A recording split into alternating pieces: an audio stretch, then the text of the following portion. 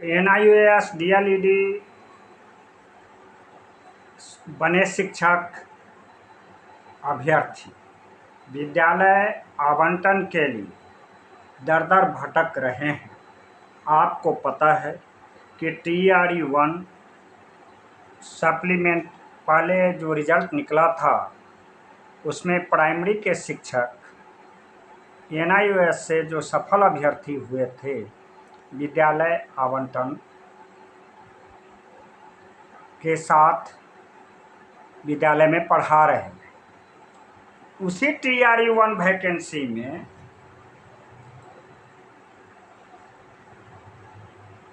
400 के आसपास रिजल्ट निकला था, जिसमें एनआईओएस सफल अभ्यर्थी भी थे। उनका काउंसलिंग हो गया मदन मोहन सभागार पटना। विद्यालय आवंटन अभी तक नहीं हुआ। अभ्यर्थी शिक्षा मंत्री, बिहार सरकार के जनप्रतिनिधि, शिक्षा विभाग का चक्कर लगाते लगाते 24 महीना के करीब होने जा रहा है। प्राइमरी निदेशिका साइला मैडम से अभ्यर्थी लगातार संपर्क स्थापित करने का प्रयास कर रहे हैं। मुझे याद है कि इस मुद्दा पर हम लोगों ने भी वार्ता किया था और उन्होंने आश्वस्त किया था कि जल्द उनका सॉल्यूशन निकलेगा। मामला एनआईओएस से सफल अभ्यर्थी विद्यालय में कार्य करने के समय में पेमेंट का था। बैंक स्टेटमेंट मांग रहे थे। आपको पता है कि उस समय जो एनआईओएस विद्यालय में कार्यरत शिक्षक थे प्राइवेट निजी विद्यालय में, उन्हें मैं समझता हूँ सही बात है कि 1-2% विद्यालय में बैंक स्टेटमेंट के साथ भुगतान होता था। बाकी की स्थिति क्या थी वह एनआईओएस शिक्षक अभ्यर्थी से आप समझ लीजिएगा। आप स्वयं जानते हैं कि कोई बैंक स्टेटमेंट के द्वारा पेमेंट नहीं होता था।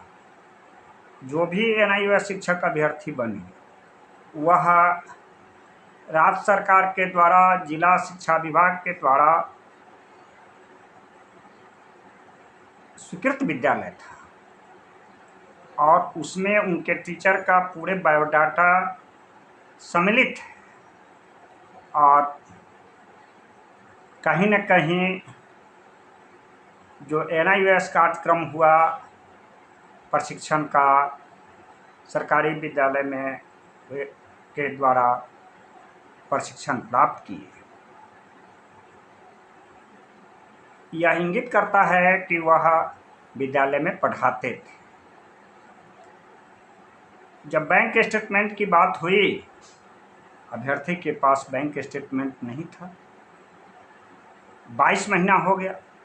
कुछ तो लगा कि एनआईओएस की वैलिडिटी के कारण 10 दिसंबर 2024 में वैलिडिटी मिला। 10 महीना उसका भी होने वाला है। रिजल्ट का प्रकाशन हुआ। इस तरह से 24 महीना का समय आस लगाए बैठे हुए हैं।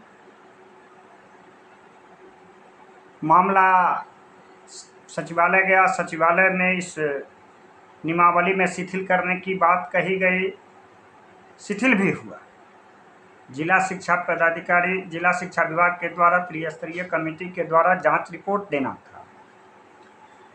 इस संदर्भ में हमारे साथी गौरव जी से लगातार बात हो रही है और उन्होंने जो बताया है कि अभी और वे ऐसे अभ्यर्थी हैं, सीतामढ़ी के वासी हैं और उन सचिवालय से लेकर शिक्षा विभाग तक लगातार संपर्क जुटा किए और उन्होंने बताया है कि जांच रिपोर्ट भिजवाने का प्रयास कर रहा हूँ और फिर सचिवालय जाएंगे। अभी तक की जो स्थिति आ रही है, रिजल्ट प्रकाशन के बाद 50 बार से अधिक NIOS के TRE-1 के सफल अभ्यर्थी सचिवालय से लेकर शिक्षा मंत्री तक चक्कर काट चुके हैं। इधर TRE-2 का भी सप्लीमेंट्री रिजल्ट आया है। TRE-2 का NIOS के अभ्यर्थी का रिजल्ट आया है। इनकी संख्या भी 2000 के आसपास है और ऐसे सफल अभ्यर्थी का भी जिला आवंटन हुआ है। बैंक स्टेटमेंट की बात आ रही है। बैंक स्टेटमेंट के चक्कर में प्रदेश के NIOS शिक्षक बने शिक्षक अभ्यर्थी अभी विद्यालय में नहीं पढ़ा रहे हैं। चिंताएं सता रही है। सचिवालय, शिक्षा विभाग, जनप्रतिनिधि, मंत्री के यहाँ दौड़ लगा रहे हैं। केवल आश्वासन पर आश्वासन मिलते जा रहा है। अभ्यर्थी करे तो करे क्या? अब जांच रिपोर्ट जिला से उस विद्यालय का उस शिक्षक का जाएगा, तब विद्यालय आवंटन होगी। ऐसी चर्चाएं चल रही हैं। मीन्स की बैंक स्टेटमेंट के आड़ में जो NIOS डिग्रीधारी है, सफल अभ्यर्थी है, जिसे विद्यालय में पढ़ाना चाहिए, अब शिक्षक बन भी चुके हैं। अपॉइंटमेंट लेटर जो स्क्रूटनिंग होता है वह मिल चुका है उनको। जिला आवंटन, विद्यालय आवंटन में नाम पर अभी विलंब हो रहा है। अब इससे अभ्यर्थी त्रस्त है, परेशान है।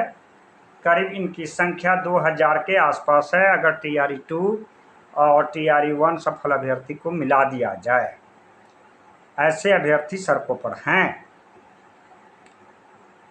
TRE-2 के रिजल्ट तो हाल में निकला है, लेकिन TRE-1 का रिजल्ट साल भर 12 महीने करीब में आसपास होने वाला है, जबकि 2 वर्षों से सप्लीमेंट्री रिजल्ट का ऐसे कहा जाए तो 24 महीना हो गया और 22-23 महीने से वे सड़कों पर हैं।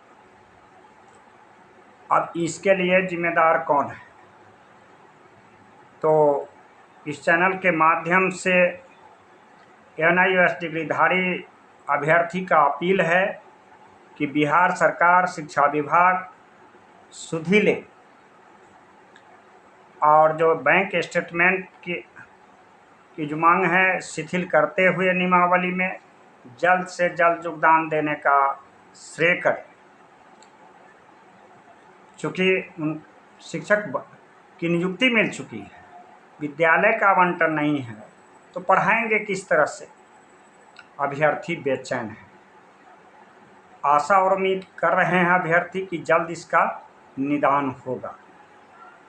धन्यवाद।